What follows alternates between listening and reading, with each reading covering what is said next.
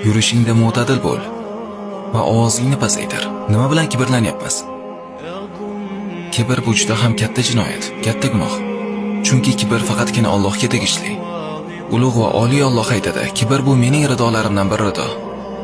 Izzat esa izorim. Kimdir bularga qo'lni cho'zsa, do'zaxga uloqtiraman."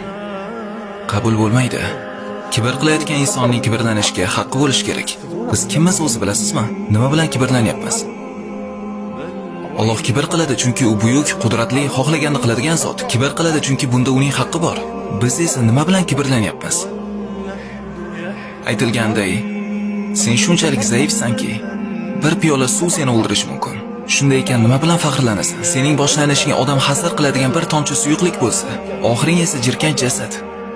Qorningda esa najosatni ko'tarib yurasan. Odam hazar qiladigan narsani. Nima bilan kibrlanyapmiz? Kibr bu Allohning haqqi. Ammo bizga keladigan bo'lsak, nima bilan faxrlanamiz? Har bir inson o'zining o'rnini bilishi kerak. Alloh taolo buni bayon qilganda aytdi: "Yer yuzida kibr va havo bilan yurma. Albatta sen zinhor yerni teshib yubora olmaysan. Tesha olmaysan. Va zinhor bo'yda tog'larga yeta olmaysan. Sen yeta olmaysan. O'zingning o'rningni bil, hoy inson."